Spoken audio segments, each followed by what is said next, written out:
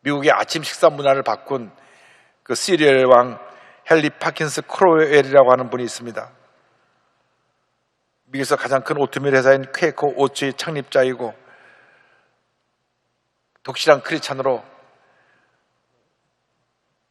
부흥사 무디의 부흥에 났다 큰 은혜 받고 변화받은 귀한 장로교 교인입니다. 9살 때 아버님이 폐결핵으로 돌아가셨습니다.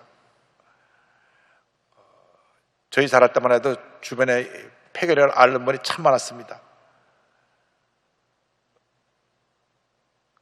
잘 먹고 건강하면 폐결핵은 이기는데 힘들고 어렵고 또 잘 먹지 못하면 이 폐결핵이 중병이 됩니다. 지금이야 뭐 폐결핵 걸려서 고통하는 분 거의 없지만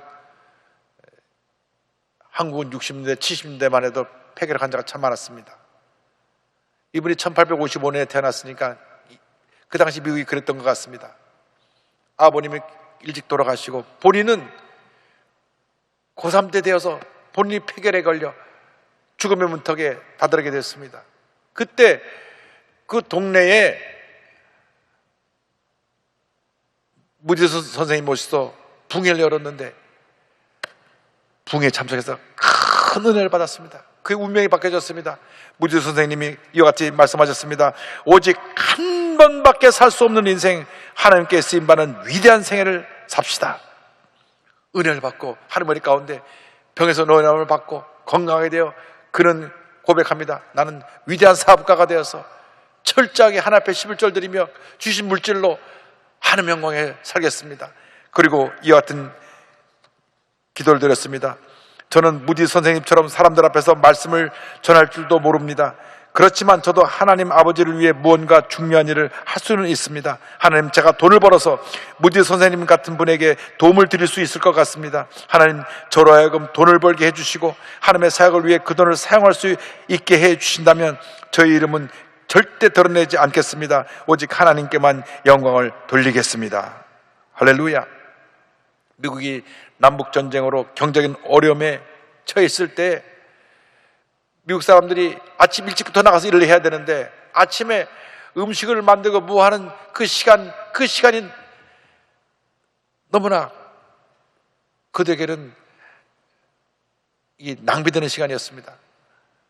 그런데 시리얼에 우유만 보면은 아침 식사가 되니까 건강한 모습으로 건강한 몸을 유지하면서 아침 일찍부터 나가서 일을 할 수 있게 되었고 시간도 절약하고 건강도 오고 또 열심히 할 수 있게 돼서 미국의 경제가 다시 회복되는데 크게 기여하게 되었습니다. 늘 기도하면서 하나님 영광에 헌신한 이 회장님은 미국의 음식 문화를 바꿔놓고 그 많은 수입을 다 사회에다 환원했습니다.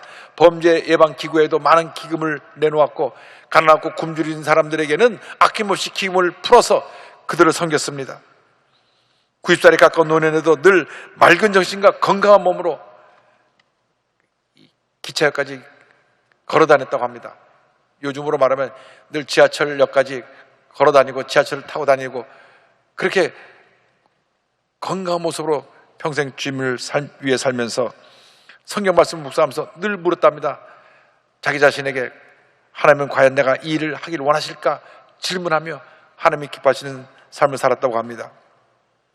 그의 장례식에서 무디 성경 신학원의 윌 호튼 학장 선생님은 추도사를 통해 이렇게 말씀하셨습니다. 제가 만나본 사람 중에 예수님을 가장 많이 닮은 분이셨습니다. 그분은 자신이 한 모든 일에서 본인을 숨기고 예수 그리스도를 드러내려고 부단히 애쓰셨습니다. 그분은 세상의 박수갈채를 원하셨던 게 아니라 하나님으로부터 잘했다는 인정을 받고 싶으셨을 겁니다. 할렐루야. 마른 막대기 같은 인생이, 뱀 같은 인생이 예수님을 믿고 하나님의 지팡이에 대해서 이렇게 위대한 하나님의 사람으로 쓰임을 받게 되었던 것입니다. 여러분 모두가 하나님의 위대한 지팡이입니다. 지금까지 어떤 인생을 살았던 건 이거 중요한 것이 아닙니다. 내 과거의 삶에 어떤 실패가 있었던 건 그거 중요한 것이 아닙니다. 지금부터 남은 여생이 중요한 것입니다. 여러분 보통 존재가 아닙니다. 하나님의 지팡이입니다. 하나님의 지팡이로 남은 인생 위대하게 아름답게 귀하게 쓰임받는 여러분 모두가 되기를 주의 이름으로 축원합니다.